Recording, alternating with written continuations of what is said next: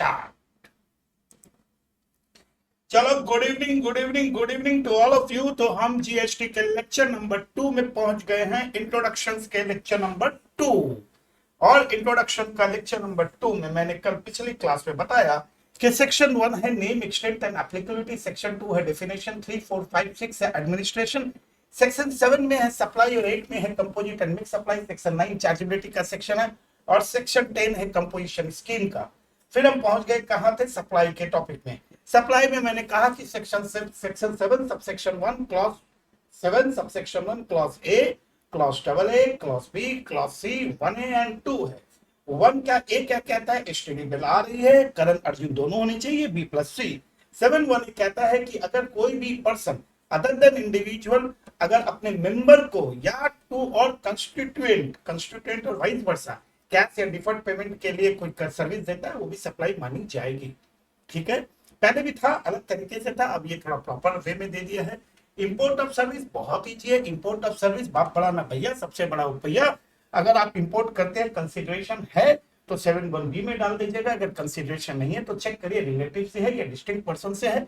Relative या distinct person से है तब तो एक चीज और देख लीजिएगा, बिजनेस है या नहीं है। बिजनेस है तो सप्लाई है, नहीं तो गोली मारिए। Permanent disposal of business asset if ITC was taken earlier. अगर आपने बिजनेस एसेट को कंसिडरेशन के साथ दिया है, 7(1)(a) में डाल दीजिए। और अगर विदाउट कंसिडरेशन है तो चेक करिए कि जो एसेट आप डिस्पोज करें उसका आईटीसी आपने परचेज करते वक्त लिया था। अगर लिया था तो ये सप्लाई है, नहीं लिया तो जाइए। Principal to agent, agent to principal काफी इजी है।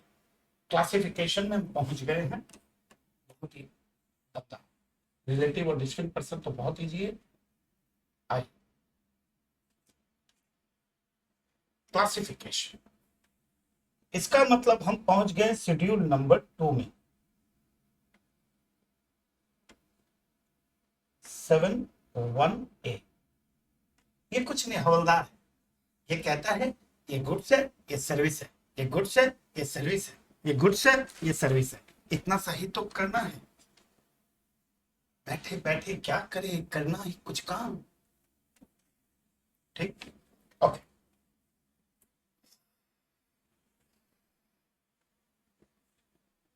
7 ध्यान से देख।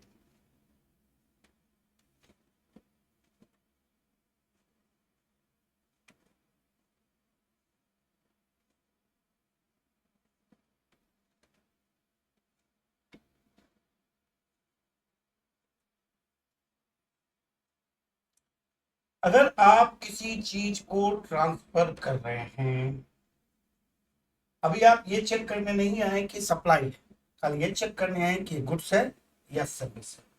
अगर आप किसी को ट्रांसफर कर रहे हैं तो ये ट्रांसफर में भी गेम हो सकता है। एक ट्रांसफर होता है इमीडिएट, अभी के अभी।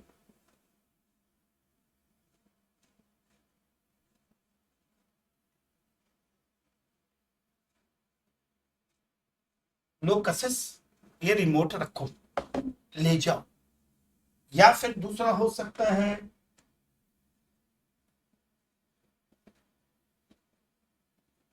डिफॉल्ट, आज नहीं कल, कल नहीं परसों, डिफॉल्ट ट्रांसफर।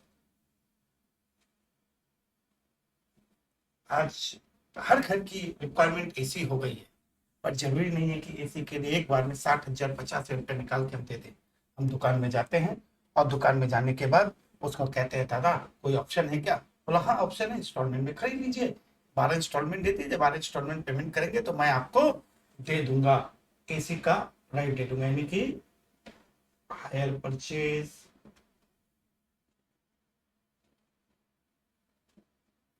बोला ओके सर। जब इमीडिएट ट्रांसफर होगा तो क्या देखेंगे? इमीडिएट ट्रांसफर होगा तो आपको दो बातें देखनी है। क्या ट्रांसफर ऑफ टाइटल हुआ है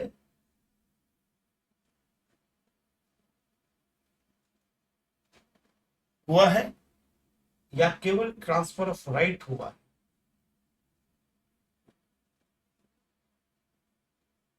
ठीक है, तो right to use, transfer right in goods, तुम इसे यूज कर सकते हो। अब खुद ही बुद्धि लगा लो, अगर मैंने इसका टाइटल ही ट्रांसफर कर दिया तो ये सप्लाई ऑफ गुड्स है, और मैंने आपको केवल यूज करने दिया तो ये सप्लाई ऑफ सर्विस है। और अगर हायर परचेज में मैंने दिया कि भैया बाद में सामान तो दे दिया पर पैसा दे दोगे तो दूंगा, ये भी डाउट पूछ लीजिए।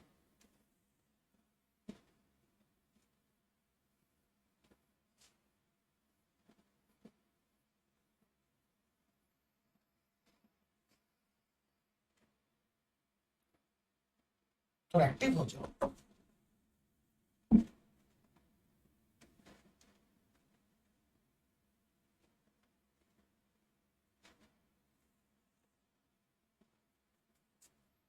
कोई क्वेश्चन? पॉइंट नंबर 2,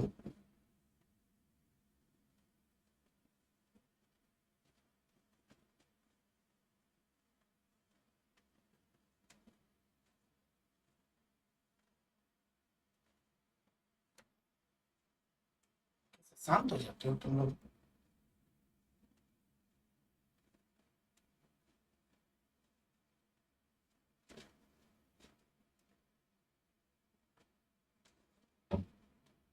लैंड है, बिल्डिंग, इमोबल ऐसे के। सर डिफर्ड ट्रांसफर में हायर परचेज के अलावा, डिफर्ड में हायर परचेज इंस्टॉलमेंट स्कीम आती है और कुछ नहीं आता ऐसे वो। आप लैंड का क्या कर सकते हो दोस्त, आप लैंड को लीज पे ले सकते हो। हाँ sir,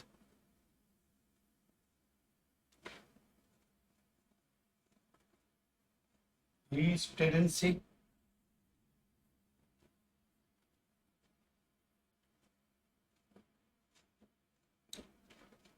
licence to occupy,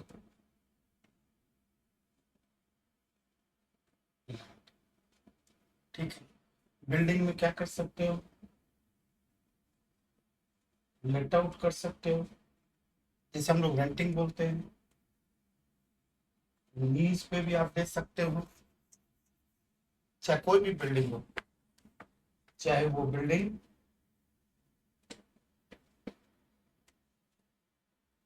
commercial हो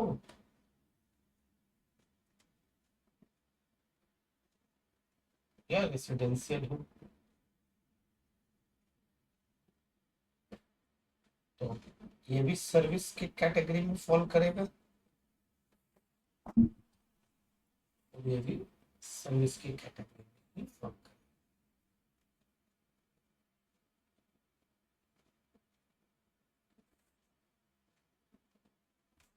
कुछ है ही नहीं लैंड बिल्डिंग में, तो सबसे इजी तो लैंड बिल्डिंग इमूवेबल है, ठीक है। और बिल्डिंग के केस में ऐसे भी गुड्स का मतलब क्या होता है, supply of goods, goods always indicate movability. Goods का मतलब क्या होता है, व्हेन आई से गुड्स एंड सर्विस, गुड्स मतलब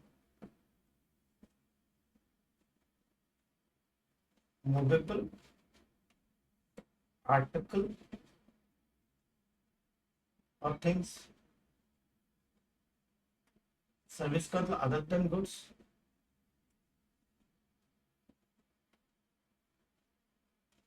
तो लैंड और बिल्डिंग तो इमूवेबल है, लैंड और बिल्डिंग अगर इमूवेबल है तो सेल ऑफ लैंड बिल्डिंग तो जीएसटी के दायरे में नहीं आएगा, उसमें एक एक्सेप्शन है। बिल्डिंग के केस में छोटा सा एक्सेप्शन है, और इसका मतलब तो ये होगा ना, खाली आप लीज और रेंट करेंगे इन सब केसेस में खाली सर्विस ही आ सकती है। ट्रांसफर तो, ट्रांसफर का केस में तो ट्रांसफर ऑफ इमोल हो गया, ट्रांसफर ऑफ इमोल में जीएसटी का तो कोई काम नहीं है। तीसरा, चाकू वाला धार करा लो, कपड़े धुलवा लो मैडम, कपड़े धुलवा लो, आयरन करवा लो, चाकू वाला धार करा लो, कपड़े धुलवा लो, आयरन करवा लो।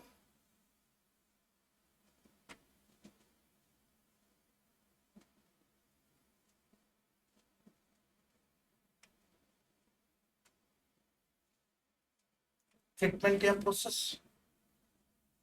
किसी दूसरे के सामान पे आप कोई प्रोसेस करते हो, इसका सबसे बड़ा एग्जांपल जॉब वर्क है।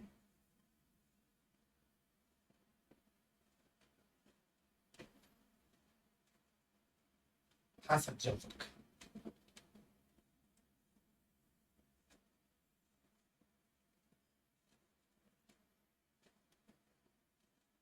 ट्रीटमेंट और प्रोसेस,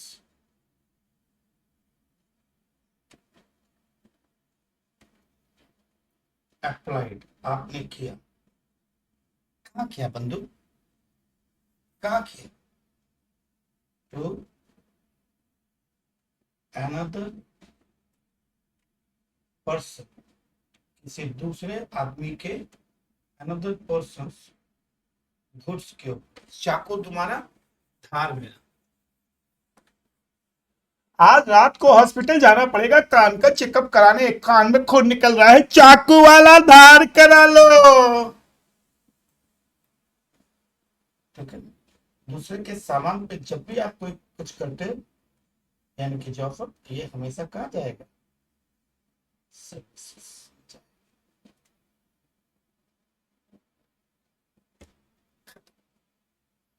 কিছু আছে না দাদা, কিছুই নেই, একদম জল, জলের জল।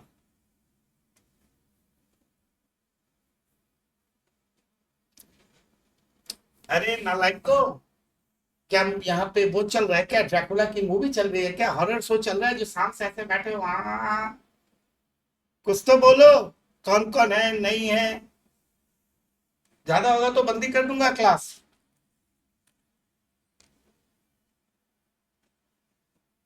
दिमाग ना गरम करो।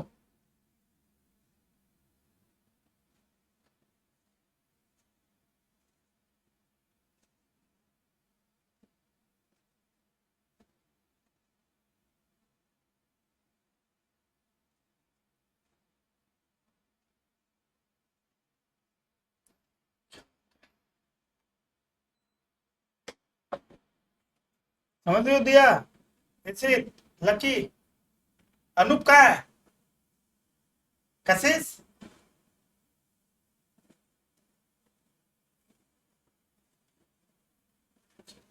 कुछ पूछना नहीं है, कुछ पूछना नहीं है, तुम पूछोगे नहीं तो पढ़ूंगा कैसे।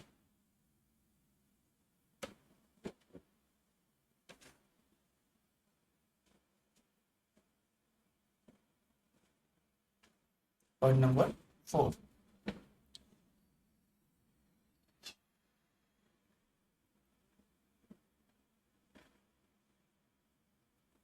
अगर आप साथ साथ में लिख लोगे तो इजी रहेगा बेटा, और साथ साथ में लिखने से क्या होता है, और उसके बाद आप साथ साथ में लिखे कोई चीज हुई तो आप पूछ सकते हो, और कहीं अगर आपको दिक्कत होगी तो आप तुरंत मुझे पूछ लिया करो, नहीं लिखे हो तो बोल दिया करो, मैं आराम से लिखूंगा, आपके हिसाब से चलेगा, कोई टेंशन लेने की कोई जरूरत ही नहीं है। तो मैंने बहुत धीरे वाला लाइन है, तो धीरे धीरे लिखता हूँ एकदम। बोलो अनूप भाई, नीरज भाई, फिर गायब,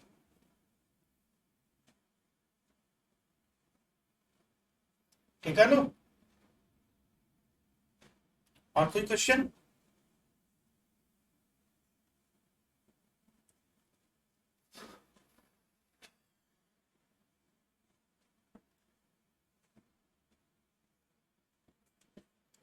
समझ में आ गया, कहते हैं ना, पूत के पांव पाले में दिखते हैं, तो समझ में आ गया।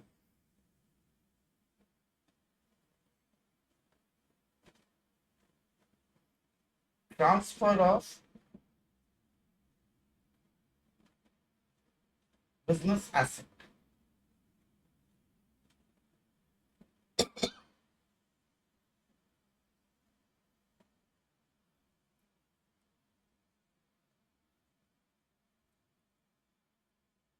वीकली 4 दिन तो रहेगी बेटा, कल भी है, स्टार्ट किए तो इंट्रोडक्शन तो कर लो पहले फटाफट, तो मजा आ जाए।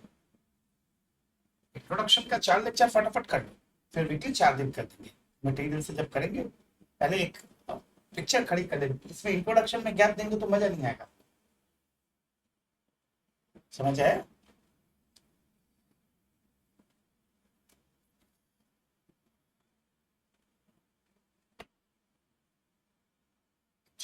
ट्रांसफर ऑफ बिजनेस से वेरी इंपॉर्टेंट, ध्यान से देखना, ध्यान से।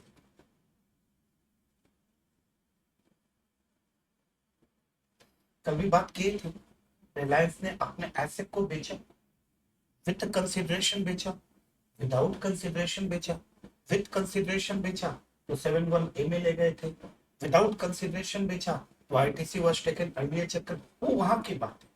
अभी एक सिंपल ये समझना है कि ट्रांसफर ऑफ गुड्स है या सर्विस है। अभी हमें सप्लाई के पॉइंट पे नहीं डिस्कशन करना, खाली अपने को देखना गुड्स है या सर्विस है। कंपनी के पास एक एसेट है, कंपनी ने उसको क्या क्या ट्रांसफर किया, कोई बात नहीं।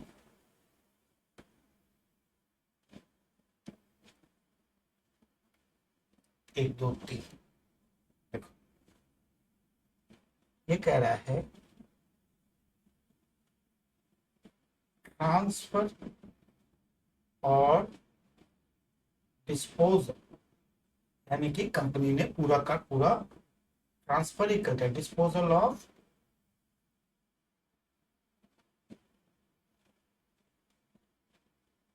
Business asset. Transfer of disposal of business asset, company ने बिजनेस एसेट को ट्रांसफर कर दिया। अंधा भी बोल देगा कि कंपनी अगर अपने बिजनेस एसेट को ट्रांसफर करती है, अभी कंसिडरेशन विदाउट कंसिडरेशन से कोई लेना देना नहीं, अभी खाली सिंपल सा समझना है। अगर कंपनी अपने एसेट को डिस्पोज कर देती है तो क्या है, सप्लाई ऑफ गुड्स। बाद में देखेंगे जब ये प्रूव हो जाएगा, गुड्स या सर्विस बाद में देखना, विद कंसिडरेशन विदाउट कंसिडरेशन 7 1 7 बस। अभी खाली आपको क्लासिफिकेशन की कैटेगरी में रखो। या कंपनी के पास गाड़ी है, मान लो कंपनी का एसेट 10 गाड़ी है, हमारे शिवम भाई की बेटी की बिटिया की शादी है, तो कंपनी ने कहा शिवम भाई तुम लोग 10 गाड़ी यूज करो, बिटिया की शादी है, एकदम मेहमानों को लेके जाओ, आओ सब काम करो। ये भाई साहब खुश हो गए, तो इसको हम बोलते हैं प्राइवेट यूज के लिए कंपनी ने दे दी, private use of business asset. सबसे अच्छा एग्जांपल मैंने आपको दे दिया कि कभी ना भूल सको, शिवम भाई की बिटिया की शादी है, कंपनी ने अपनी 10 की 10 गाड़ी शिवम भाई को दे दी। बिजनेस एसेट प्राइवेट यूज के लिए, बच्चा भी बता देगा सर्विस एसेट। Yes sir. तीसरा, मैं धंधा कर रहा हूं, मैं धंधा कर रहा हूं, बड़े जोर शोर से कर रहा हूं, और मैंने अपना धंधा बंद कर दिया, फलान पढ़ना वॉइस हो अच्छी, मतलब उम्र हो गई और नहीं होगा हमसे, तो कोई बात नहीं। पर्सन सीज, मैंने अपने बंदे को बंद कर दिया। पर्सन सीज, ठीक है, to be taxable person, person who ceases to be tax, इसके दो मीनिंग हो सकते हैं।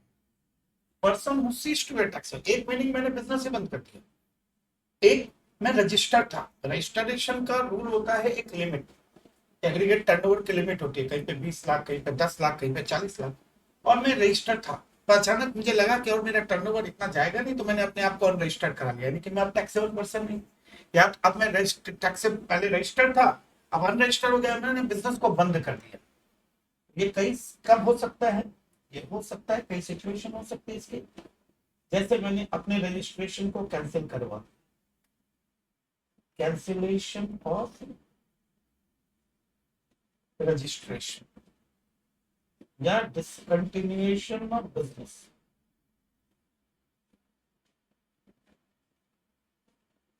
तो जिस दिन मैं अपने बिजनेस को रजिस्ट्रेशन को कैंसिल करवा रहा हूं, या जिस दिन मैं अपने बिजनेस को बंद कर रहा हूं, मेरे पास एसेट तो है, गुड्स पड़े होंगे, कुछ वर्किंग कैपिटल, कुछ डब्ल्यूआईपी में होंगे, कुछ फिनिश गुड्स होंगे, कुछ रॉ मटेरियल के केस में होंगे। तो ऐसी सिचुएशन में जो गुड्स बच जाते हैं, डिपार्टमेंट उसको सप्लाई ऑफ गुड्स मान लेता है। ये भी एक खतरनाक पॉइंट है, तुम ढंग से समझोगे तो। क्यों खतरनाक बन जाता है ये पॉइंट, सोचो। ये दोनों में कोई दिक्कत नहीं है।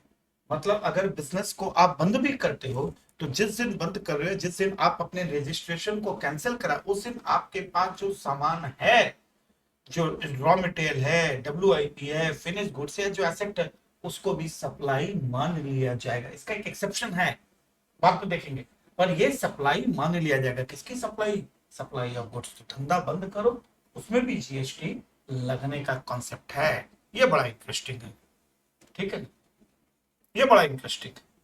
पर इसका मैंने क्या कहा, इसका एक्सेप्शन है, यानी कि बिजनेस को बंद भी करोगे या रजिस्ट्रेशन को, अपनी रजिस्ट्रेशन को कैंसिल भी कराओगे, तो GST डिपार्टमेंट वहां भी गिद्ध की नजर, यानी कि मरते हुए आदमी पे भी GST लगा दिया। पर उसका एक एक्सेप्शन, मैंने कहा ना एक्सेप्शन है। क्या क्या एक्सेप्शन है? न तो उसे नो GST, अगर मैं सप्लाई गुड्स मान रहा हूं तो GST लगेगा, यानी कि धंधे को बंद किया या अपने रजिस्ट्रेशन को कैंसिल कराया तो जो सामान आपका है आपके पास अभी, वो सारा का सप्लाई गुड्स मान लिया जाएगा, but no GST will be levied. Exception, कोई GST नहीं लेंगे। ए, कौन सी ऐसी सिचुएशन है, आपने धंधे को, अपने रजिस्ट्रेशन को कैंसिल किया या क्या किया, आपने अपने धंधे को ट्रांसफर कर दिया, ट्रांसफर एज गोइंग कंसर्न। इसका मतलब आप खाली SSC चेंज हो रहा है, धंधा वही है, तो डिपार्टमेंट को कोई इशू नहीं है, क्योंकि मैंने अपने बिजनेस को, अपना रजिस्ट्रेशन कैंसिल करा के मैंने शिवम भाई को दे दिया, या वनिष्का को दे दिया, वासु को दे दिया, अनूप भाई को दे दिया, ट्रांसफर एज गोइंग कंसर्न, तो धंधा चल ही रहा है, तो फिर ये सप्लाई नहीं मानी जाएगी। या वो जो बिजनेस जिसको मैं बंद कर रहा हूं अपनी तरफ से, या जिसका रजिस्ट्रेशन मैं कैंसिल करा रहा हूं, बिजनेस इज कैरिड ऑन, धंधा चल रहा है बाई ए पर्सनल। मैंने अपने बिजनेस को बंद किया, पर मैंने अपने रजिस्ट्रेशन को मेरे नाम का कराया, पर मेरे बिजनेस को कौन कैरी कर रहा है? मेरा पर्सनल रिप्रेजेंटेटिव, पर्सनल रिप्रेजेंटेटिव।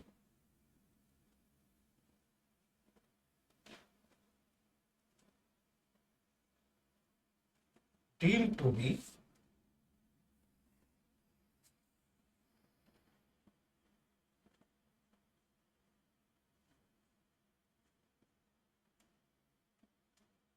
इस बात का क्या मतलब हुआ?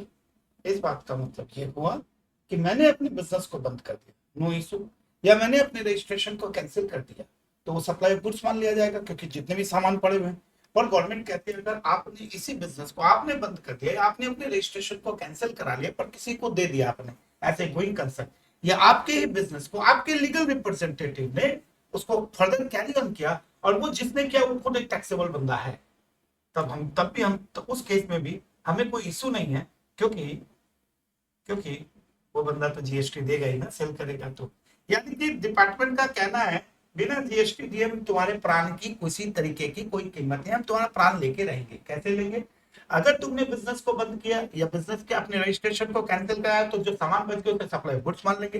पर आपने इस बिजनेस को एज ए गोइंग कंसर्न दे दिया, आपके लीगल रिप्रेजेंटेटिव खुद टैक्सेबल पर्सन यानी कि रजिस्टर है, उसने कैरी ऑन फर्दर कर लिया, हम आपको छोड़ देंगे, उसकी फांसी लगाएंगे। समझ लो।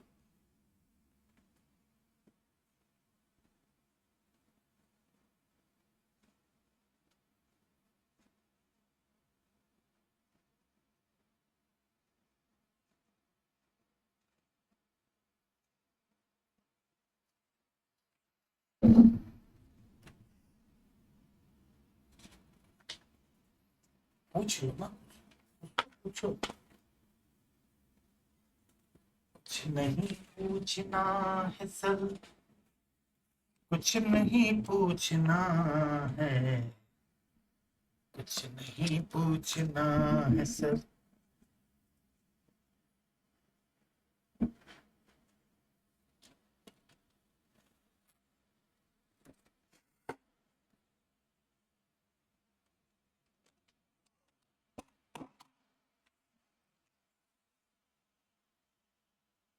लीगल रिप्रेजेंटेटिव ने मेरे बिजनेस को, मान लो, लकी तुमने और ये मैं टायर रीट्रेडिंग का एग्जांपल है वो थोड़ा समझा दिया। रीट्रेडिंग है वो, टायर को वो लोग क्या करता है लेके वापस करता है। हाँ ठीक है, नो प्रॉब्लम, अभी तो स्टार्ट हुआ है लकी भाई, टेंशन क्यों लेते? You are in safe and don't worry.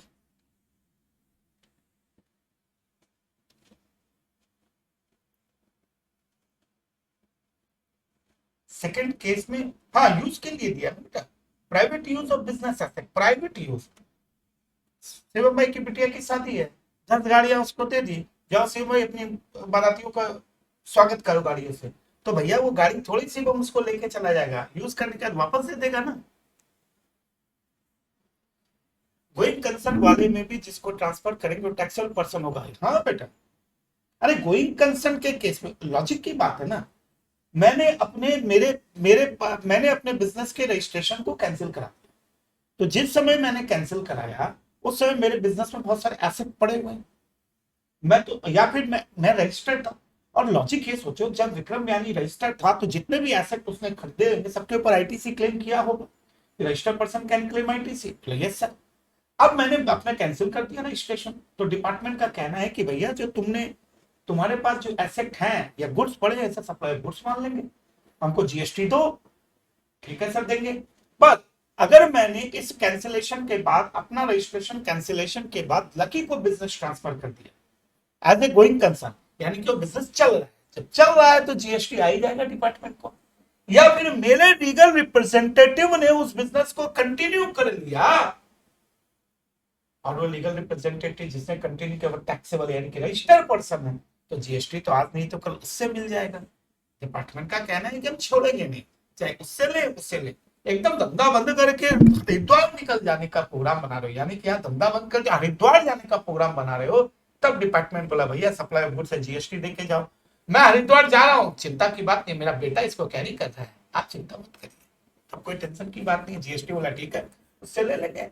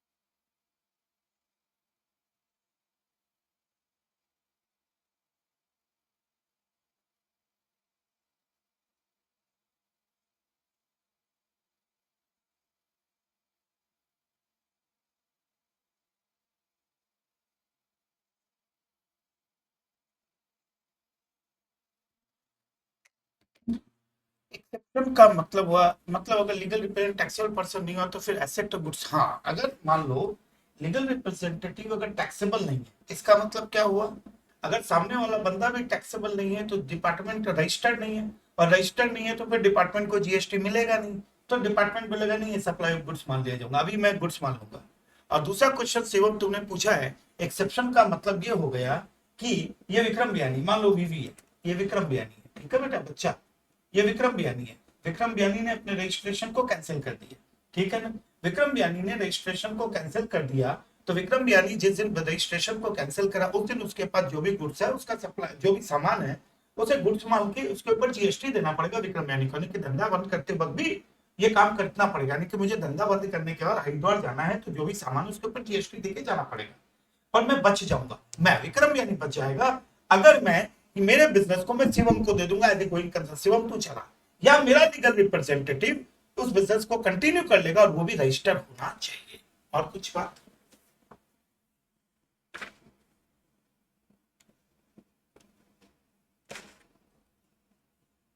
देखो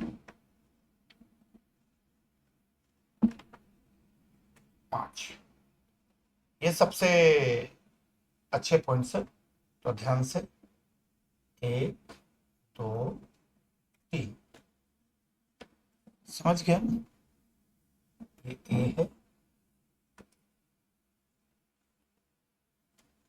ए है, बी है,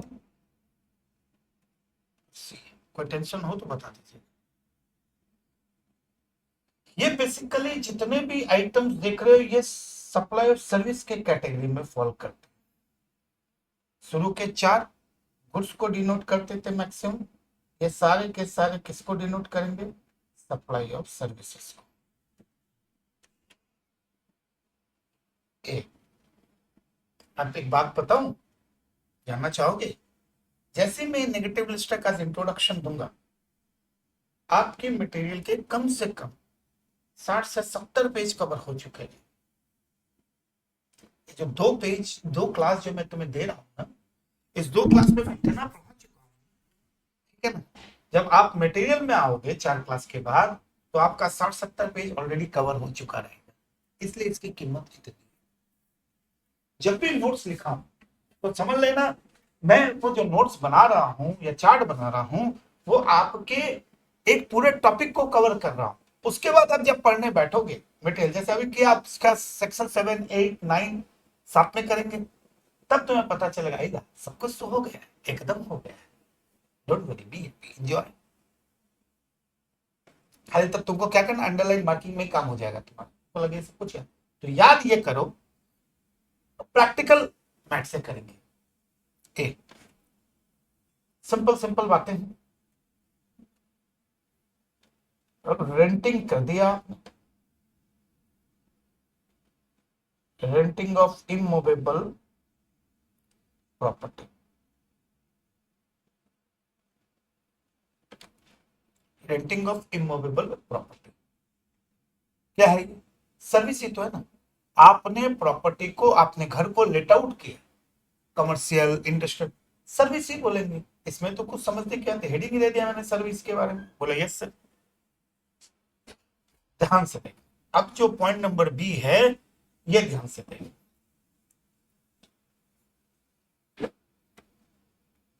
कंस्ट्रक्शन,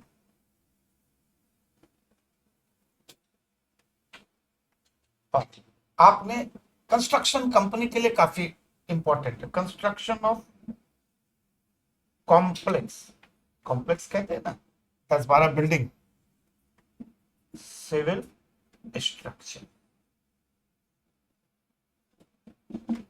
देखो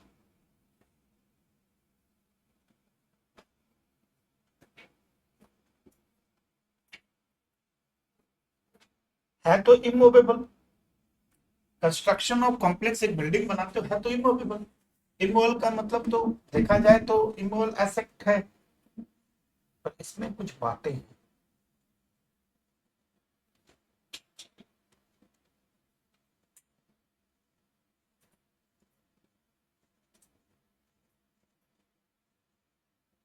ये देखो,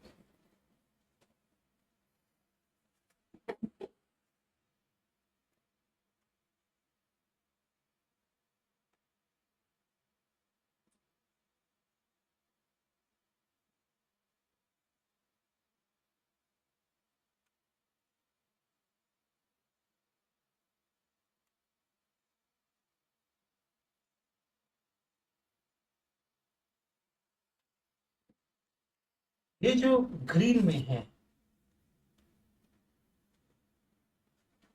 ग्रीन में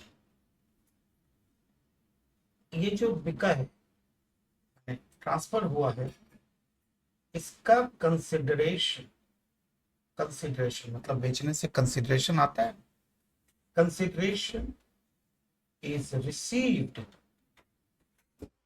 consideration is received after completion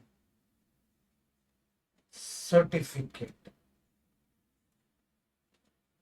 मैंने म्यूनिसिपैलिटी ने जब कंस्ट्रक्शन कंप्लीट होने का सर्टिफिकेट दे दिया, उसके बाद आपने ये सारे फ्लैट बेचे हैं, ऐसा बाद में आया। यहाँ रेड का मतलब क्या है? रेड का मतलब है consideration is received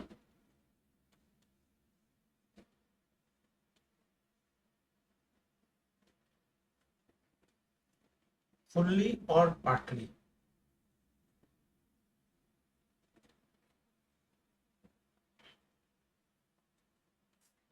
Fully or partly on or before completion certificate.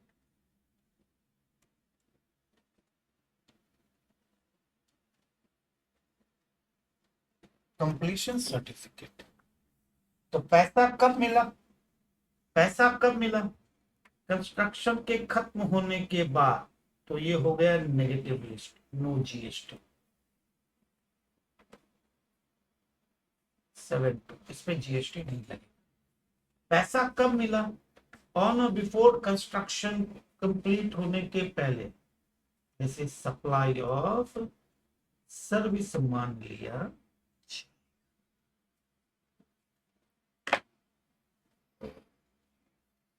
पूछ लो कुछ पूछना है तो।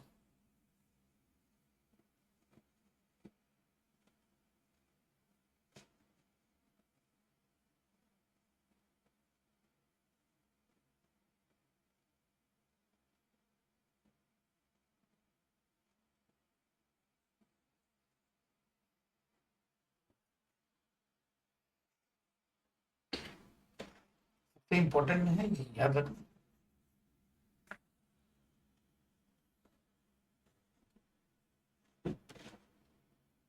एकदम अपना याद रखो।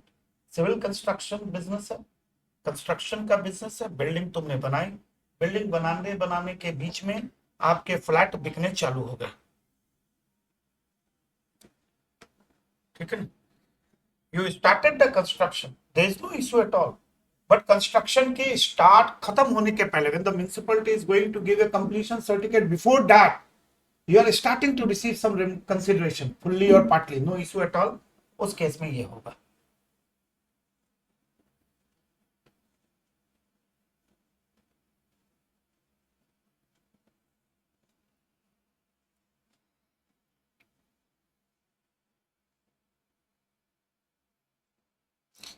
पूछ लो यार कुछ तो।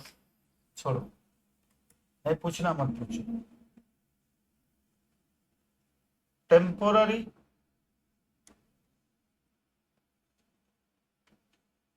Transfer, temporary transfer, temporary.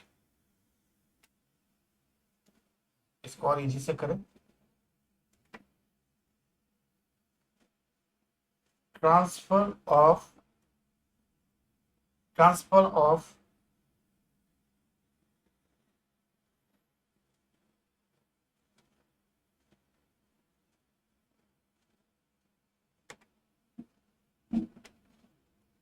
Intellectual property right, IPR.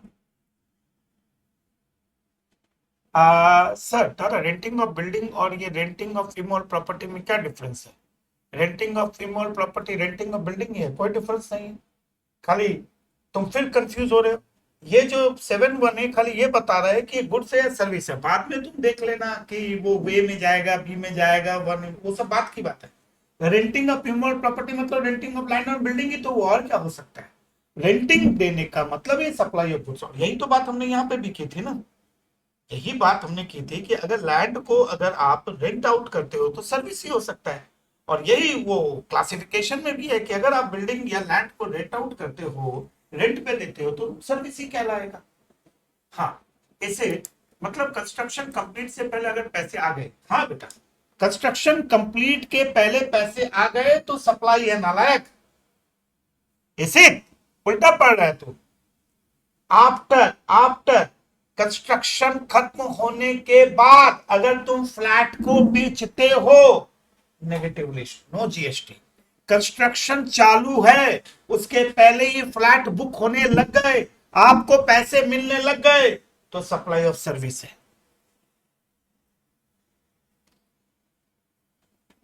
समझ गए?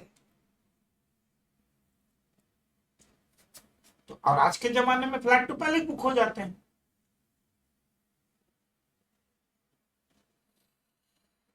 आजकल फ्लैट की ओपनिंग होते ही तो फ्लैट बुक हो जाते हैं। कंप्लीशन सर्टिफिकेट का मतलब म्यूनिसिपैलिटी जब तक आपको ये सर्टिफिकेट ना दे, म्यूनिसिपैलिटी ये सर्टिफिकेट देती है।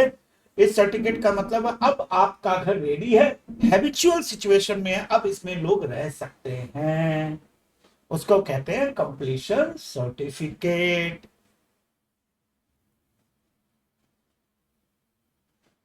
और कोई क्वेश्चन वासु? नीरज भाई कैसे? तब तो दादा हमेशा कंस्ट्रक्शन के बाद ही फ्लैट बेचना चाहिए। नहीं बेटा, कंस्ट्रक्शन के पहले ही बेच देना चाहिए। कंस्ट्रक्शन होने के बाद कोई फ्लैट थोड़ी खरीदेगा।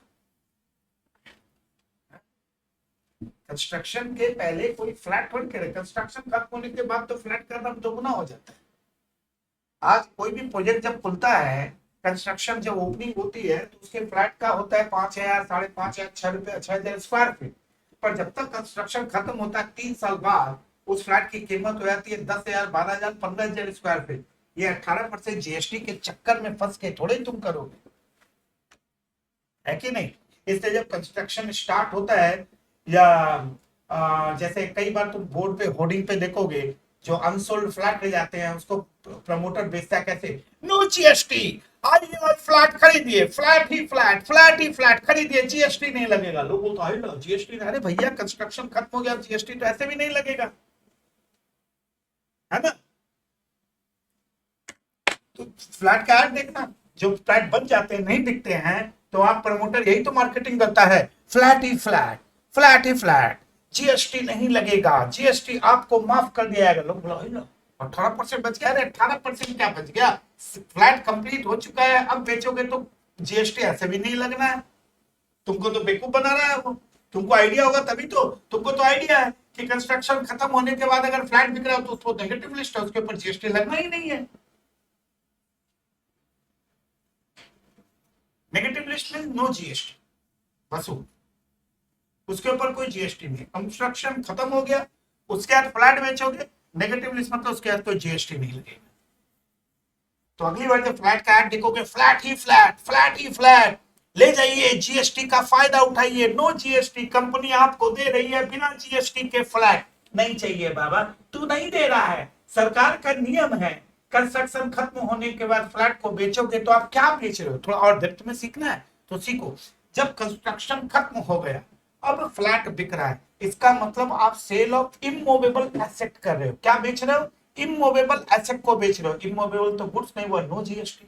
पर जब कंस्ट्रक्शन खत्म नहीं हुआ है, कंस्ट्रक्शन चल रहा है, फ्लैट बन रहे हैं, तब आप क्या बेच रहे हो? सर्विस को बेच रहे हो, क्योंकि अभी तो बना नहीं है, अभी एसेट आया ही नहीं है, तो आप क्या बेच रहे हो? अपनी सर्विसेज को बेच रहे हो, इसलिए जीएसटी। और कुछ पूछना है इससे ज्यादा अधिक और क्या बताएं? चलिए, IPR intellectual property right, patent, copyright. IPR का मतलब क्या होता है? इंटेलेक्चुअल प्रॉपर्टी राइट, है ना? इंटेलेक्चुअल प्रॉपर्टी राइट ये तो तुम सुना ही होगा। पेटेंट, कॉपीराइट, नो हाउ इनको बोलते हैं। तो आपने ट्रांसफर किया, या तो आपने परमानेंट ट्रांसफर कर दिया, परमानेंट, या आपने टेम्पोररी ट्रांसफर किया। टेम्पोररी का मतलब मैंने यूज करने के लिए दिया, टेम्पोररी। तो अगर परमानेंट ट्रांसफर कर दिया तो वो गुड्स हो जाता है, और टेम्पोररी ट्रांसफर यानी कि केवल यूज करने के लिए दिया तो वो सर्विस रहता है। ठीक, तो सबसे इजी है। Permanent intellectual property right, patent, copyright, no permanently मैंने बेच दिया, गुड, यूज कर दे के दे यूज कर देना और वापस दे देना मेरे राइट को, सर्विस।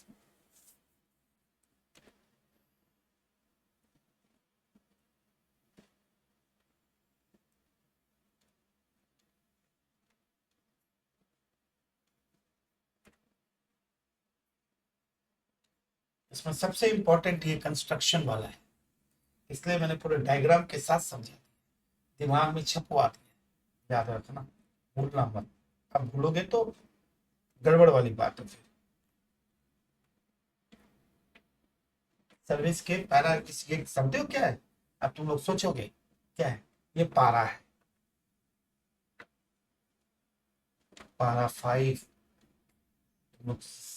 ये क्या है, शेड्यूल 2 सेक्शन 7(1) है, क्लासिफिकेशन। ये जो 1 है ना, ये पारा 1 है, पारा 2 है, पारा 3 है, पारा 4 है, शेड्यूल 2 का सेक्शन 7(1) का पारा 5 है। क्या बात कर रहे हैं? आपको पढ़ना नहीं है, आप पॉइंट में, पर पारा है, शेड्यूल के पारा है इसे। हाँ बेटा गजब ही है।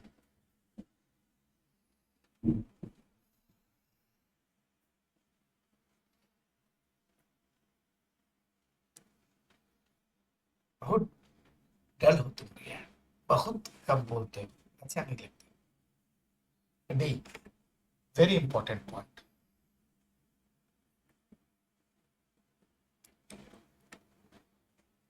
कल अचानक मैं सुबह सो के उठा, सो के उठते ही मैंने देखा, मेरी कोचिंग क्लास के सामने लकी ने भी अपनी कोचिंग क्लास लगाई है, जीएचटी सीखो 20 दिन में। ये क्या हुआ, कौन है भाई? मैंने कहा लकी, कहीं तो अपना ही बच्चा है, मिल के आया तो पता चला अपना ही बच्चा। मैंने कहा ये क्या लकी, तुमने क्या किया? मेरे ही पेट पे लग मार। बोला नहीं सर, जीएसटी सीख गए, हमको भी पढ़ाना है। ठीक है पढ़ाओ, पर अपने घर के सामने तो मत पढ़ाओ, घर अपना ही है ना। पर ठीक है मैं चला जाता हूँ, दूसरी जगह चला जाता हूँ। आपने बोला पर हर महीने कुछ पैसा देना पड़ेगा उसके लिए। मैंने कहा ठीक है मैं दूंगा।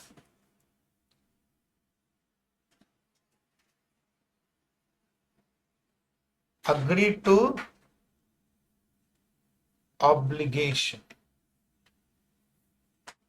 agree to obligation, to refrain from an act, to refrain from an act। क्या बोला? Agree to obligation to refrain from an act. Agree to obligation, Lucky ने अग्री किया कि मैं अब आपके क्लास के सामने कोचिंग नहीं चलाऊंगा। रिफ्रेन फ्रॉम एन एक्ट, और टू टॉलरेट एन एक्ट, और टू टॉलरेट एन एक्ट। ठीक है भैया, मैं तुम्हें टॉलरेट कर रहा हूं, तुम्हारे जैसे टॉलरेट मतलब जैसे बैंक में गए, हाउसिंग लोन लिया तुमने 10 साल का, 2 साल बाद कहीं से पैसे आए, तुमने पूरा पैसा चुका दिया, तो बैंक आपको टॉलरेट कर रही है ना आपके एक्ट को? हाँ सर कर रही है, टॉलरेट एन एक्ट और सिचुएशन। बोला हाँ कर रही है। और टू डू एन एक्ट, और टू डू एन एक्ट। ठीक है, चाहे आप रिफ्रेन करो किसी को, या टॉलरेट करो, या डू एन एक्ट, इसके बदले कुछ ना तो पैसा मिलेगा ही ना। हाँ सर मिलेगा। जैसे नॉन कंपीट फीस जो मैंने लकी को दी, लकी तुम यहां से जाओ, non compete fees, bank compensation for early termination of contract, तो इसको बोलते हैं टॉलरेट। तो पहले ही तुमने कॉन्ट्रैक्ट को तोड़ दिया, तो मैं तुम्हारी इस काम को क्या कर रहा हूं, टॉलरेट कर रहा हूं। तो ये सारी चीजें जो है ना, ये सारी चीजें, refrain from an act, to do an act, to tolerate an act, ये सारी चीजें क्या है मेरे दोस्त? ये सारी की सारी चीजें जो है उसे नाम दे दो सर्विस। अच्छा सर समझ गए। अचानक एक दिन मेरे ऑफिस में कौन आया, मेरे ऑफिस में कौन आया? मेरी ऑफिस में नीरज आया। मैंने कहा क्या करते हो भाई? बोला मैं डेवलप करता हूँ। अच्छा डिजाइन करता हूँ? बोला अच्छी बाबा, डेवलप भी करते हो डिजाइन भी करते हो? हाँ प्रोग्रामिंग करता हूँ। अरे प्रोग्रामिंग कैसे करोगे, डेवलपर डिजाइन? अच्छा हाँ, कस्टमाइजेशन करता हूँ, अच्छा मेरे को कस्टम भी कर देगा, अपने हिसाब से बना देगा। एडेप्टेशन करता हूँ, अपग्रेडेशन करता हूँ। अरे भाई एग्जैक्टली तुम करते क्या हो? बोले मैं सॉफ्टवेयर इंजीनियर हूँ। ओ, आईटी प्रोफेशनल हो, ठीक से ही बोल देता कि अपग्रेड ऑफ सॉफ्टवेयर करते हो। इतना कहानी बता रहे इंग्लिश में।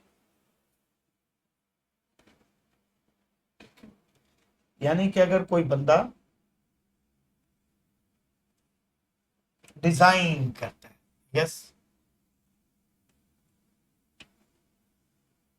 डेवलपमेंट करता है, बोले यस, एडेप्टेशन करता है, बोले यस, कस्टमाइजेशन करता है, क्या करता है? कस्टमाइजेशन करता है, और क्या? अपग्रेडेशन करता है। डिजाइन हो गया, डेवलपमेंट हो गया, अडेप्टेशन हो गया, कस्टमाइजेशन हो गया, अपग्रेडेशन हो गया, एनहांसमेंट करता है,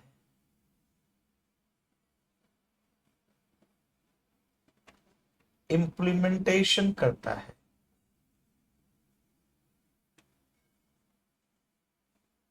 और क्या क्या हो सकता है? डेवलपमेंट हो गया, डिजाइन हो गया, अडेप्टेशन हो गया, कस्टमाइजेशन हो गया, और प्रोग्रामिंग, और प्रोग्रामिंग ऑफ आईटी सॉफ्टवेयर, यानी कि टीसीएस हो गया, एचसीएल हो गया, ये लोग यही सब तो काम करते हैं ना। ये लोग क्या करते हैं? डिजाइन करते हैं, डेवलपमेंट करते हैं, implementation, upgrade, enhancement. IT software क्या है? ये लोग, ये कंपनियां ये सभी तो करती है, दूसरे के बिजनेस का ईपीआर ईआरपी बनाती है, उनका प्रोजेक्ट बना के देती है। These all are the services. At the last, सबसे इजी, ट्रांसफर। मैंने ट्रांसफर कर दिया, ट्रांसफर ऑफ राइट। क्या ट्रांसफर किया? Transfer of right to use, transfer of right to use any goods, transfer of right to use any goods for any purpose. मैंने आपको use goods को use करने का राइट दिया, एनी पर्पस। ये भी क्या है? सर्विस। हो गया खत्म। यही है आपका पारा नंबर, सब सर्विसेज।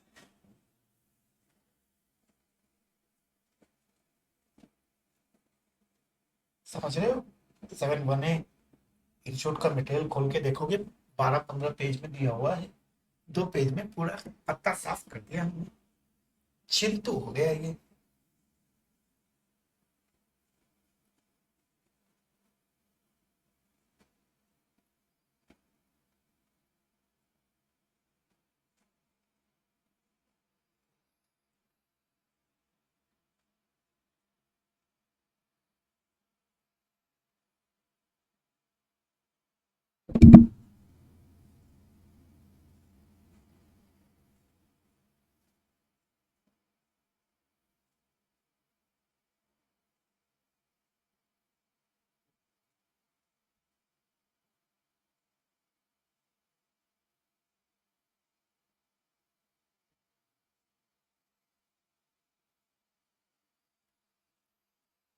पारा नंबर कितना था ये?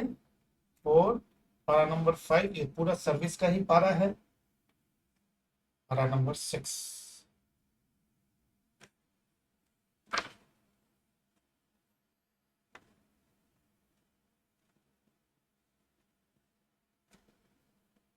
पारा 6 टॉलरेट वाला। कशिश ने पूछा था, एक बार टॉलरेट वाला वापस समझा था। अभी तुम जो क्वेश्चन पूछ रहे हो, मैं तुम्हें टॉलरेट कर रहा हूँ कि नहीं कर रहा? अभी तो जो बकवास क्वेश्चन जो मुझसे पूछ रही हो, मैं तुम्हें टॉलरेट कर रहा हूँ या नहीं कर रहा हूँ? इसका अर्थ मैं सर्विस ही तो दे रहा हूँ तुमको टॉलरेट करके। सिंपल है बेटा कशिश।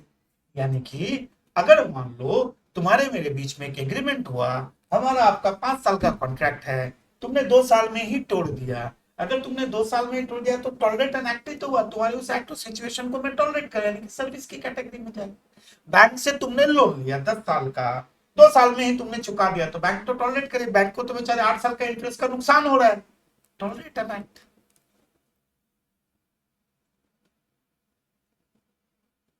बोलो कैसे सही, बस है, सबसे इजी है tolerate an act, refrain from an act, to do an act, ये सब सर्विस की कैटेगरी में।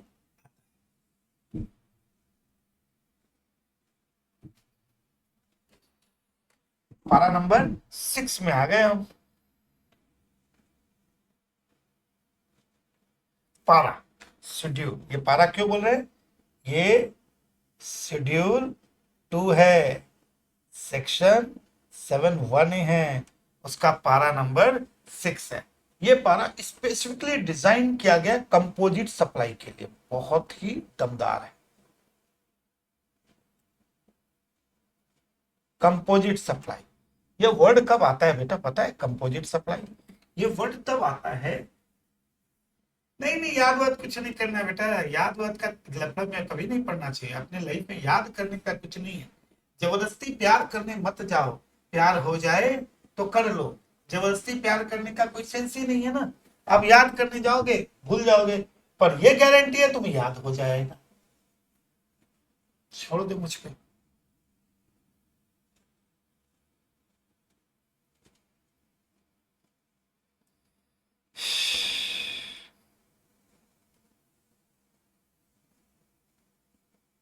कंपोजिट सप्लाई, ये बेसिकली टर्मिनोलॉजी कब यूज की गई पता है अच्छा, ये टर्मिनोलॉजी यूज की जाती है जब एक सप्लायर गुड्स एंड सर्विस दोनों साथ में देता है, गुड्स भी दे रहा है और सर्विस भी साथ में दे रहा है, तब कंफ्यूजन खड़ा हो जाता है, किसे सप्लाई ऑफ गुड्स माने या सप्लाई ऑफ सर्विस माने।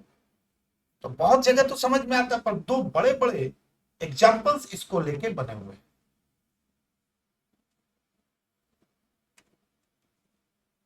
जहां तुम्हें दिखाई देगा कि दोनों चीजें सप्लाई हो रही है तो उसे क्या पकड़े, फॉर एग्जाम्पल एक है वर्क कॉन्ट्रैक्ट बिल्डिंग, आप खुद एक सोच के बताओ, जब एक बिल्डिंग बनती है तो उसमें ब्रिक्स लगती है, उसमें टीएमटी लगता है, ठीक है, उसमें टीएमटी लगता है, उसमें एंगल लगता है, चैनल लगता है, सीमेंट लगती है, पेंट लगता है, साथ में लेबर भी लगता है, इंटीरियर डिजाइनर भी लगता है, इंजीनियर की सर्विस लगती है, कि गुड्स एंड सर्विस का एक मिलाप है ये, एक बिल्डिंग ऐसी थोड़ी बन जाती है। बोले यस सर। तो वर्क कॉन्ट्रैक्ट, और वर्क कॉन्ट्रैक्ट में क्या क्या आता है, जैसे बिल्डिंग कंस्ट्रक्शन,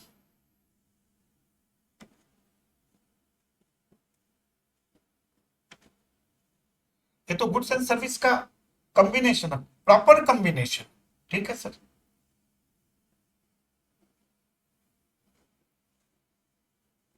ठीक है, बिल्डिंग कंस्ट्रक्शन,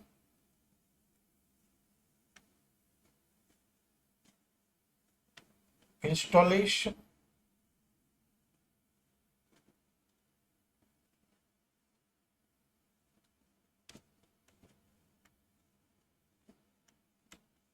फिटिंग आउट, कहते हैं ना इंस्टॉलेशन फिटिंग आउट, फैब्रिकेशन, आपको समझने के लिए कि काफी है वो है बिल्डिंग कंस्ट्रक्शन, वर्क कॉन्ट्रैक्ट का सबसे बड़ा। फैब्रिकेशन कर दो पूरी बिल्डिंग का,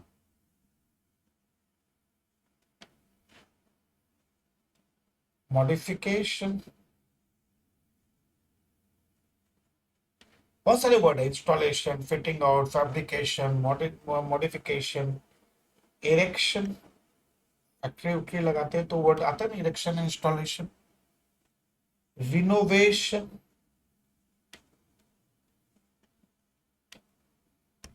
बिल्डिंग का concept, installation, fabrication, modification, erection, renovation, etcetera. ज्यादा लिखूंगा तो तकलीफ में आ जाओगे। ये सारी चीजें किसकी हो रही है, ऑफ इमूवेबल प्रॉपर्टी, सब किसके ऊपर होता है, इमूवेबल प्रॉपर्टी का कंस्ट्रक्शन हो रहा है, इंस्टॉलेशन, फिटिंग आउट, फैब्रिकेशन, जो भी है उसका एंड रिजल्ट क्या है, इमूवेबल है। और इन सब में एक चीज को आप ध्यान से रखो, इन सब में गुड्स प्लस सर्विस दोनों का कॉम्बिनेशन जी भी है और एस भी है, पर जीएसटी डिपार्टमेंट ने इसे क्या माना है, वर्क कॉन्ट्रैक्ट को सप्लाई ऑफ सर्विसेज ही माना है। यानी कि ये गुड्स प्लस सर्विस का बेस्ट कॉम्बिनेशन होने के बावजूद भी डिपार्टमेंट ने इसे क्या माना है, सप्लाई ऑफ सर्विस। एंड दूसरा सबसे बड़ा, जिसे तुम हर दिन देखते होगे, रेस्टोरेंट। रेस्टोरेंट में जाके बैठते हो, वो आता है सर्विस, खाना देते हैं गुड्स। तो रेस्टोरेंट में क्या आता है, सप्लाई ऑफ फूड होता है, yes sir, and other article.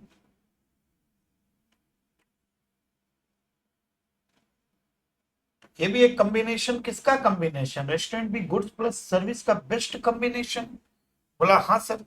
अच्छा, यहाँ पे अदर देन अल्कोहलिक लीकर, क्योंकि लीकर के ऊपर जीएसटी नहीं है ना, अदर देन अल्कोहलिक लीकर, इसलिए जब रेस्टोरेंट में जाओगे खाने के साथ लीकर भी लोगे तो लीकर का अलग से बिल आता है, खाने का अलग से बिल आता है। खाने के बिल के ऊपर जीएसटी होता है, लीकर के बिल के ऊपर वैट होता है, दो अलग अलग इनवॉइस रेज होते हैं। तो ये भी परफेक्ट एग्जांपल किसका है, गुड्स प्लस सर्विस का है। और इसे भी डिपार्टमेंट ने क्या माना है, रेस्टोरेंट को भी सप्लाई ऑफ सर्विस की कैटेगरी में डाला।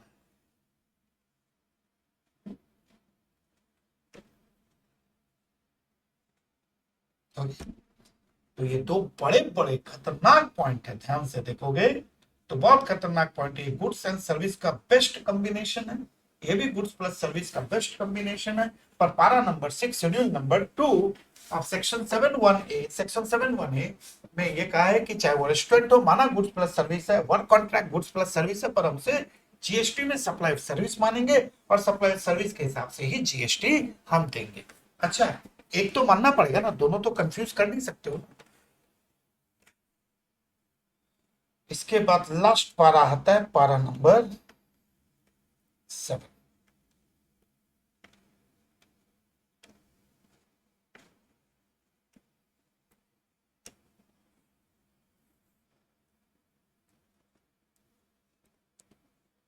ये वीवी क्लब है, ठीक है, वीवी क्लब है, वीवी क्लब है। ये कौन है, मान लो ये अनइनकॉर्पोरेटेड एसोसिएशन और बॉडी ऑफ पर्सन है।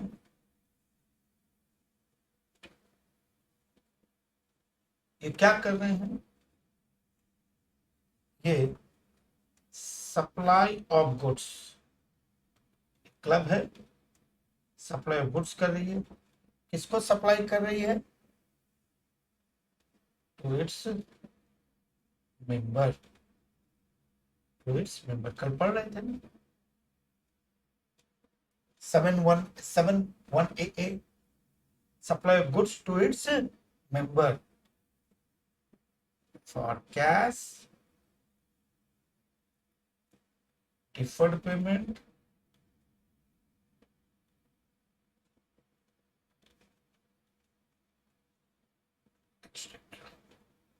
इसे क्या मानेंगे, सप्लाई ऑफ। ऊपर में ही दे दिया था ना, कहानी तो यही खत्म हो गई थी। सप्लाई, एक अनइनकॉर्पोरेट एसोसिएशन या फिर बॉडी ऑफ पर्सन क्या करे, अपने मेंबर को सप्लाई करे, किससे, कैश या डिफर्ड पेमेंट और सप्लाई ऑफ गुड्स।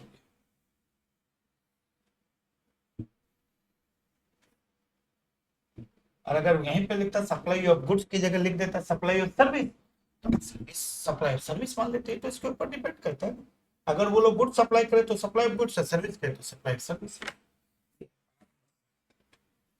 और बाकी इसका सीधा कनेक्शन मैंने 7(1)(a) में ये बता ही दिया था। ये हो गया आपका सबसे इंपॉर्टेंट टॉपिक 7(1). इससे इंपॉर्टेंट कुछ नहीं, ये समझ लिया जिंदगी हो गई झिंगा लाला।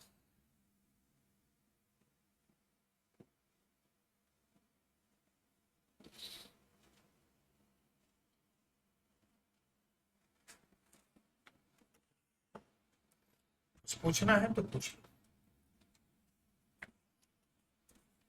कुछ पूछना है तो पूछ लो।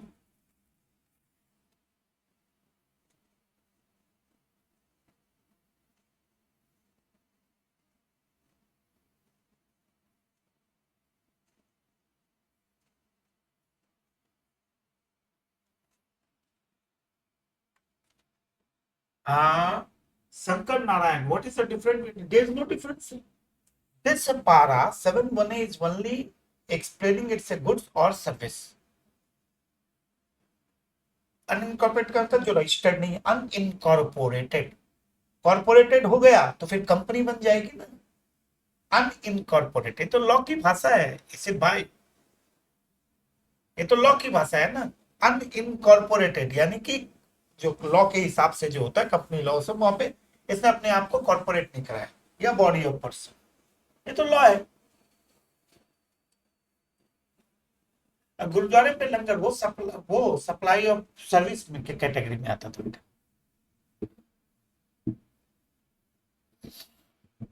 बाद में तो हटा ही दिया गया, अब कहाँ है?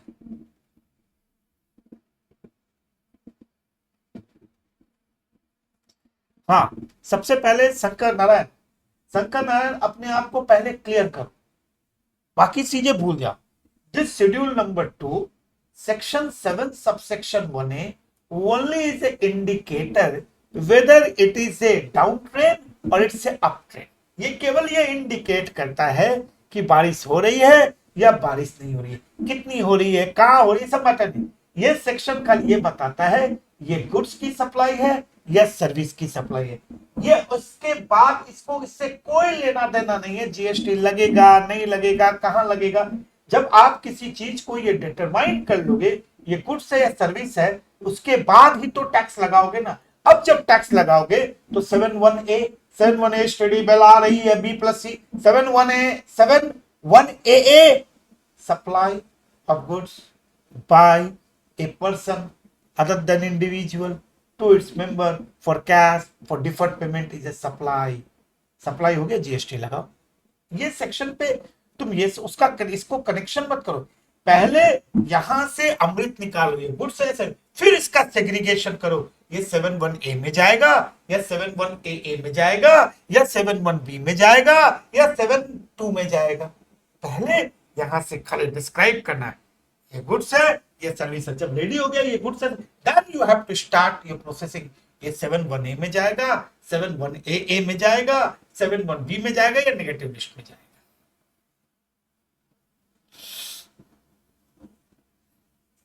और पूछ लो।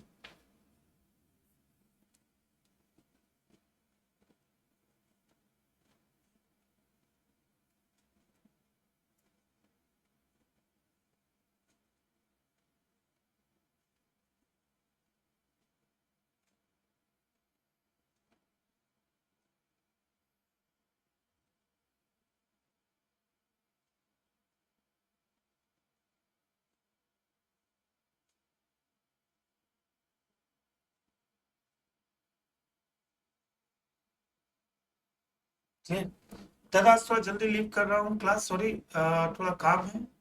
ओके ओके ओके ओके बच्चे okay.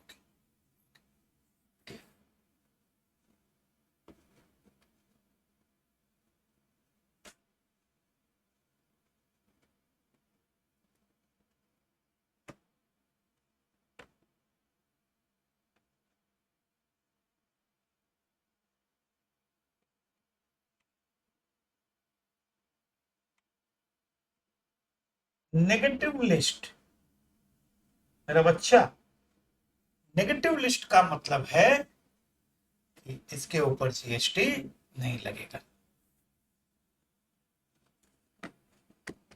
Resident welfare association supply AC to its member at a concessional rate. इसका example Vasundhara, resident welfare association हो गया, कल ही समझा रहा था। Resident welfare association supply AC to its member at concessional price supply of goods 7 2। Very very important.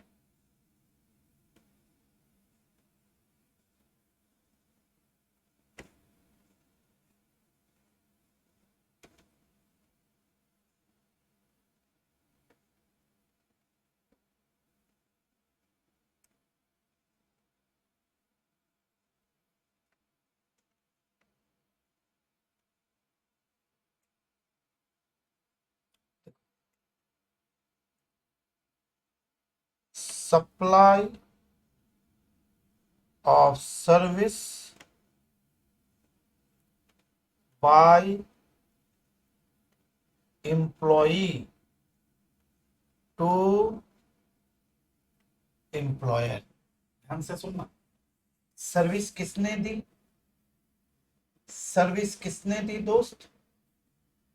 Service employee ने दी। किसको दी? एम्प्लॉयर को दी। एम्प्लॉयर एम्प्लॉय के बीच में कॉन्ट्रैक्चुअल है। अगर आप ध्यान से देखो, एम्प्लॉयर एम्प्लॉय रिलेटेड की डेफिनेशन में भी फॉलो करते हैं, यानी कि रिलेटेड पार्टी में ट्रांजैक्शन हो रहा है।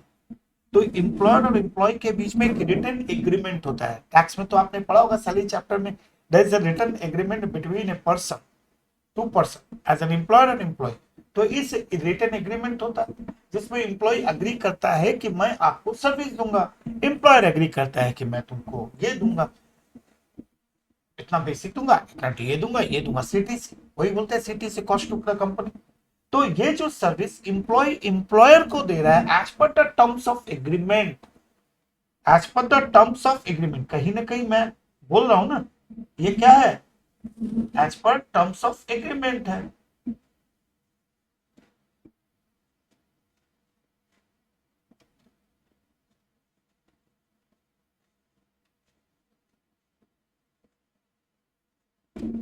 टर्म्स ऑफ एग्रीमेंट में लिखा हुआ है कि मैं तुमको दूंगा, तुम मुझे ये दोगे, रोटी कपड़ा और मकान तुम मुझे दोगे, ठीक है दूंगा। तो ये टर्म्स ऑफ एग्रीमेंट के हिसाब से दिया जाता है।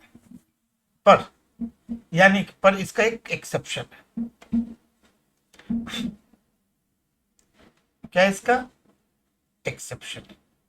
अब आए एक बात बताओ, तुम लोग तो सैलरी चैप्टर कर चुके हो, तुम मुझे जितने बच्चे यहाँ बैठे बताओ, जब मेरे संग आपका एक एग्रीमेंट, मैं एम्प्लॉयर तुम एम्प्लॉय, मेरे और आपके बीच में एक एग्रीमेंट हुआ, उस एग्रीमेंट में मैंने आपको कहा मैं इतना बेसिक दूंगा, डीए दूंगा, कमीशन दूंगा, बोनस दूंगा, ये अलाउंसेस दूंगा, और ये घर मोटर कार दूंगा, और एक घर दे दूंगा, नौकर चाकर दे दूंगा, ये सारी चीजें दूंगा, ये रिटर्न एग्रीमेंट मैं दे रहा हूं तुमको। पर क्या मैं एग्रीमेंट में ये लिखा रहता है कि मैं तुम्हारी शादी होगी तो मैं गिफ्ट दूंगा, तुम्हारे बच्चे की शादी होगी तो मैं ये दूंगा? क्या ये लिखा रहता है? क्या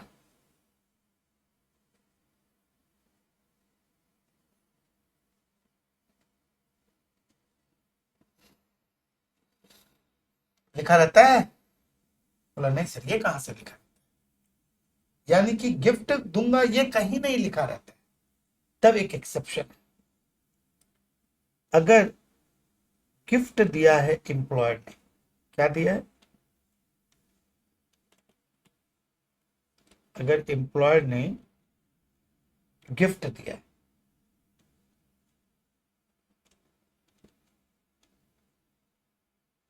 किसको गिफ्ट दिया है? एम्प्लॉय को। More than 50,000, less than equal to 50,000, more than 50,000 है तो जीएसटी आएगा, लेस देन 50,000 है तब तक नेगेटिव लिस्ट में रह जाए। ये बहुत बड़ा पॉइंट है।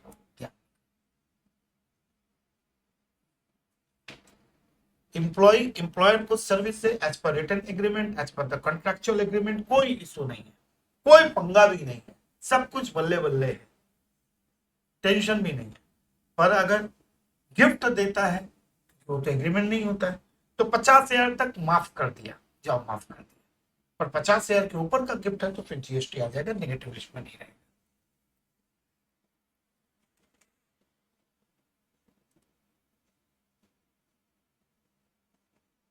ठीक है ना? फिर क्या है?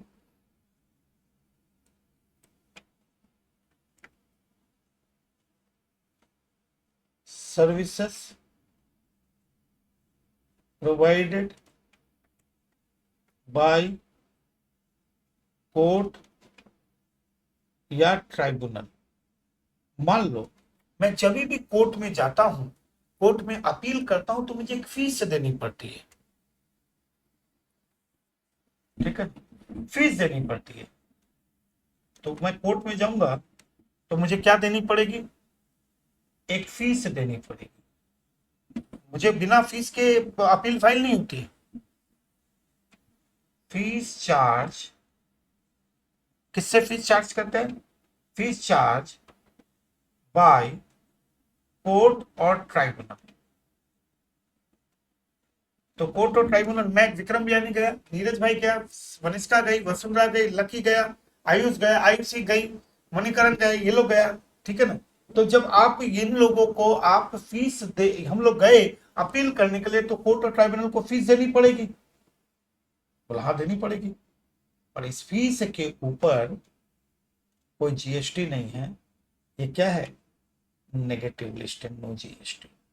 यानी कि कोर्ट या ट्राइब्यूनल जो सर्विस देता है उसके ऊपर किसी तरीके का जीएसटी नहीं लगता है, मानो मैं उसके बदले फीस दे रहा हूं, कंसिडरेशन पर जीएसटी नहीं।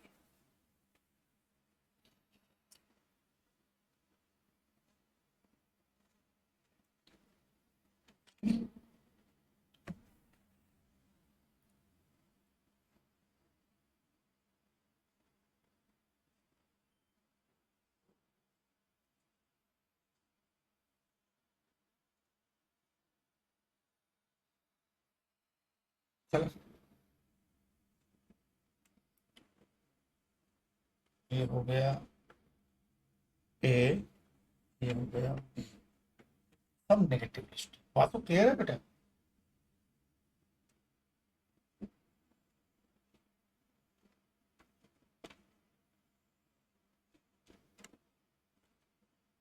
ये आपका सी,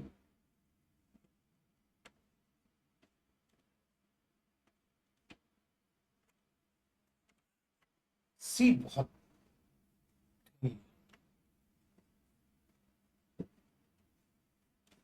सी में 3 पॉइंट। अच्छा,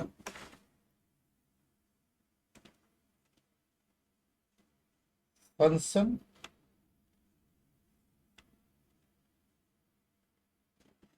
performed by, function perform by MP, member of parliament, MLA, member of legislature assembly,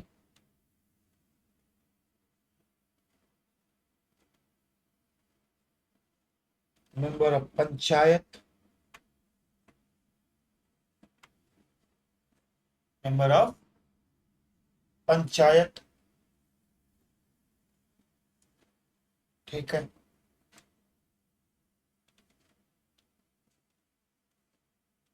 member of municipality,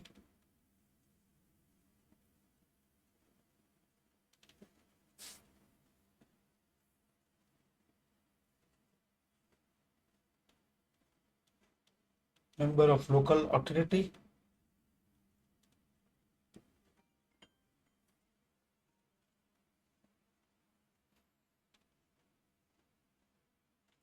member of local authority। तो अगर किसी एमपी ने, नहीं अभी मैं ऐसे कर रहा हूँ, ऐसा कुछ एबीसी, इसमें कोई पैरा नहीं है, इसमें तो जैसे भी एक लिख लो, ठीक है ना। तो person perform by MP, member of parliament, member of legislature assembly, member of panchayat, member of district board, member of local authority, जो फंक्शन परफॉर्म करते हैं, क्योंकि कॉन्स्टिट्यूशनल है ना, ये तो कॉन्स्टिट्यूशनल अथॉरिटी। ये पूरा का पूरा जो गेम है, मैं इसका एक छोटा सा वर्ड बता देता हूं, सी पूरा का पूरा मैंने कॉन्स्टिट्यूशनल हो गया,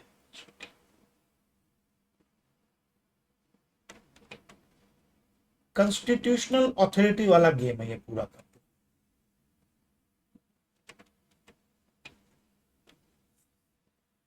सी, ठीक है, तो हो गया ये, इसके ऊपर कोई जीएसटी नहीं है।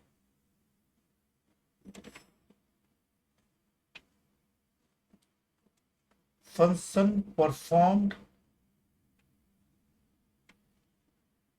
By PM, CM,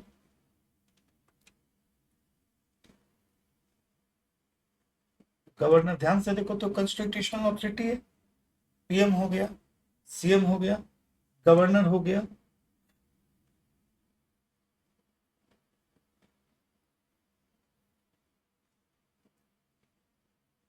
chief justice of India हो गई, अटॉर्नी जनरल ऑफ इंडिया हो गया, controller auditor general of India हो गया, क्या हो गया ये जी, कंट्रोल ऑडिटर जनरल,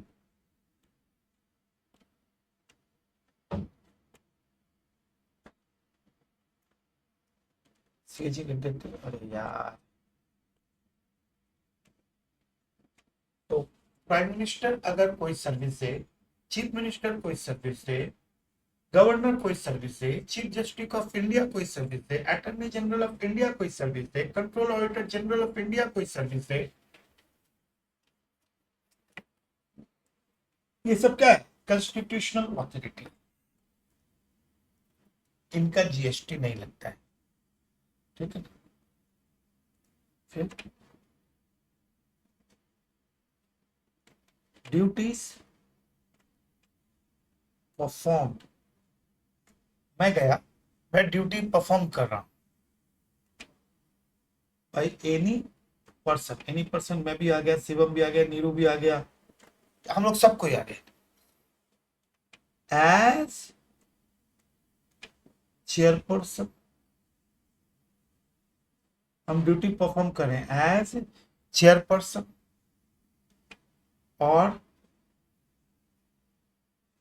मेंबर, ठीक है, और मेंबर और एज डायरेक्टर, समझ गया। हम लोग कोई भी, तुम लोग या मैं, कोई भी हो सकता है, हम क्या करें, ड्यूटी परफॉर्म करें as a chairman, as a member, as a director in a body, कहां का, इन ए बॉडी एस्टैब्लिश्ड, ये बॉडी किसने बनाई, established in a body established by government या लोकल अथॉरिटी। सिंपल लॉजिक है, एकदम सिंपल लॉजिक कहता है कि मैं ड्यूटी परफॉर्म कर रहा हूं, क्या बोल के, या तो मैं duty perform as a chairperson, as a member या director in a body established, और याद रखना not as a employee, employee होने से तो फिर गड़बड़ हो जाएगा। तो लोकल अथॉरिटी, लाइक मैं कहां पे सर्विस दे रहा हूं, like insurance regulatory development authority IRDA, Indian medical association IMA, ठीक है, इंश्योरेंस रेगुलेटरी डेवलपमेंट अथॉरिटी, या फिर यूपीएससी, एसएससी, ये सब जो सर्विसेज दे रहा हूं, यहां पे मैं जो दे रहा हूं, ये सब क्या है, सब नेगेटिव लिस्ट में। मेरे ख्याल से बहुत अच्छे से चार्ट बन गया है, कभी जिंदगी में कोई दिक्कत नहीं होगी।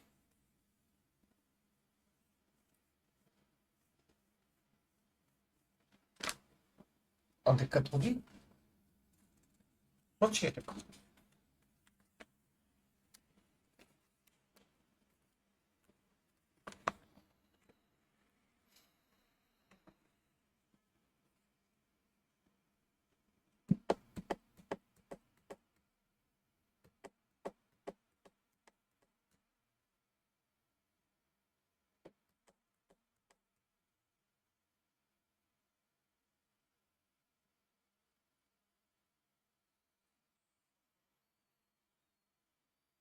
अरे नालायको, कुछ तो बोलो, बड़ा ही डल बिहेवियर है तुम लोग का तो यार।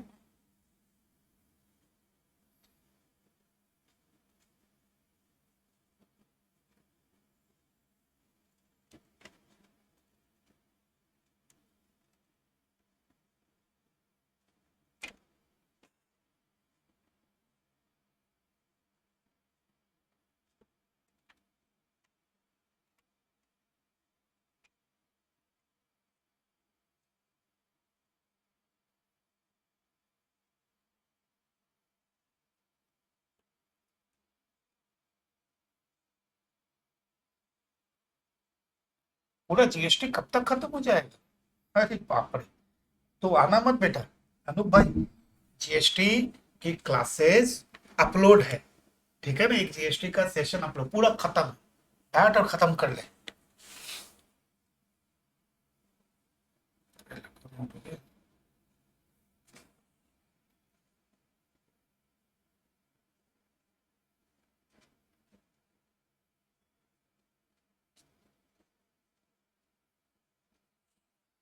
चल,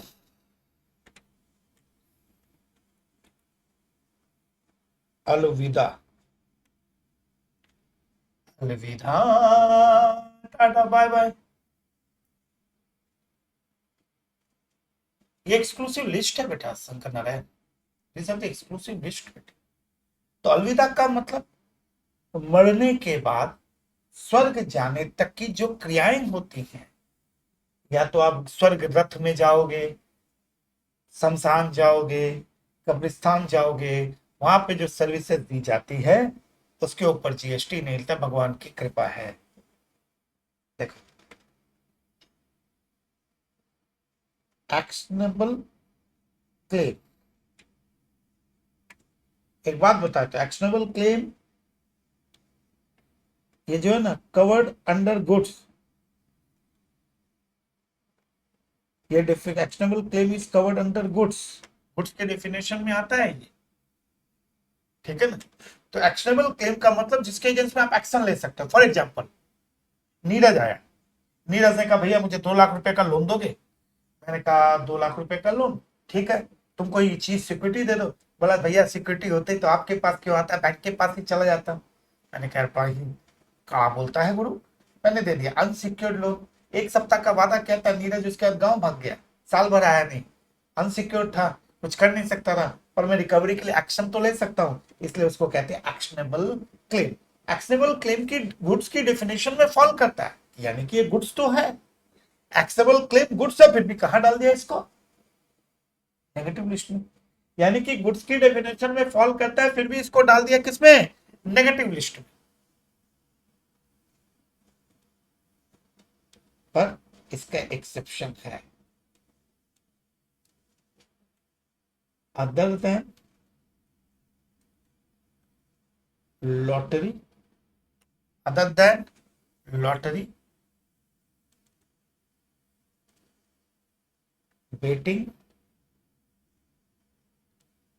गैम्बलिंग,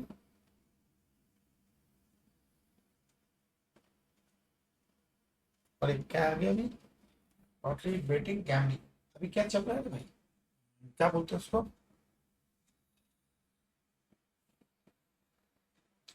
गेमिंग में ऑनलाइन भी आता है, लॉटरी आ गया, बेटिंग आ गया, गैम्बलिंग आ गया।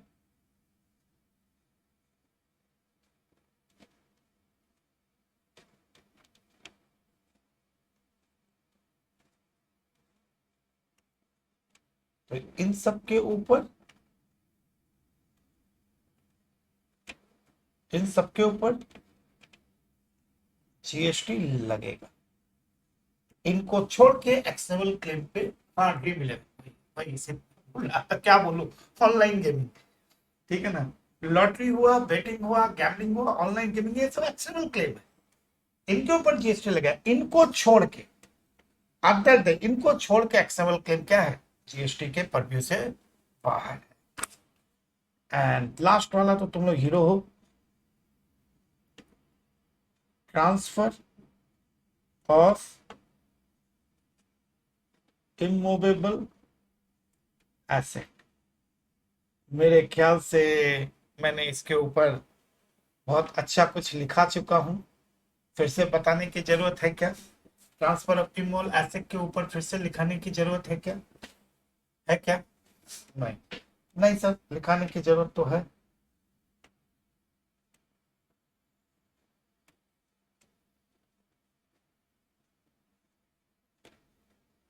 एक तरफ लैंड है, एक तरफ बिल्डिंग है। लैंड तो जीएसटी, नो जीएसटी, जीएसटी कभी लगेगा ही नहीं, लैंड के ऊपर जीएसटी लगेगा नहीं क्योंकि इमूवेबल है, ठीक है। बिल्डिंग के ऊपर एक ही पॉइंट है, बिल्डिंग के ऊपर एक पॉइंट है, अगर ध्यान से सुनो तो,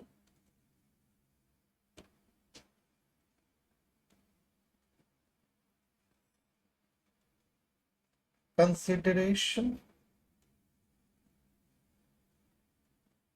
received on or before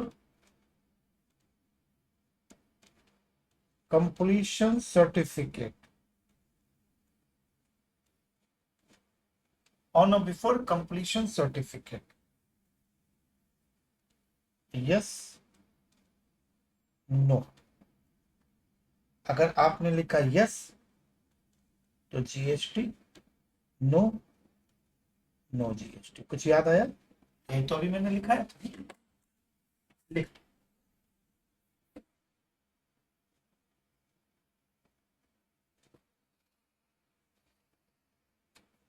अगर कंसिडरेशन रिसीव्ड ऑन और बिफोर कंप्लीशन सर्टिफिकेट, अभी अभी मैंने लिखाया था ऑन और before completion certificate, completion certificate के पहले ही आपको क्या मिल गया? पैसे मिल गए, तो वो क्या मान लिया जाएगा? जीएसटी। ये सेम चीज अभी मैंने कहा लिखाई थी, ये वाला यहां लिखाई थी ना, ये देखो। Consideration is received after completion certificate, negative list. Consideration received fully और partly before completion certificate, supply of service. ये आगे पूछना है कुछ? लिख लिया आपने?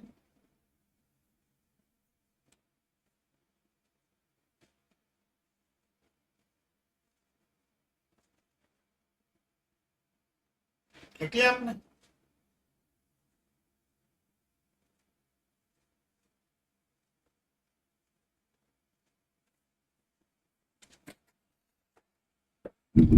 ये था जीएसटी का 7।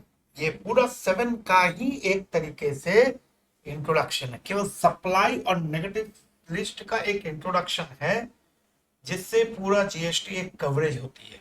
इसलिए इंट्रोडक्शन काफी इंपॉर्टेंट है। तो अभी तक आप ध्यान से देखो तो आपने सप्लाई का किया है। अब नेक्स्ट क्लास में हम कंपोजिशन मिक्स एंड चार्जेबिलिटी का करेंगे, देन इसके बाद हम मटेरियल में आएंगे। चलो, थैंक यू वेरी मच। फिर मिलते हैं कल 7 बजे। Thank you.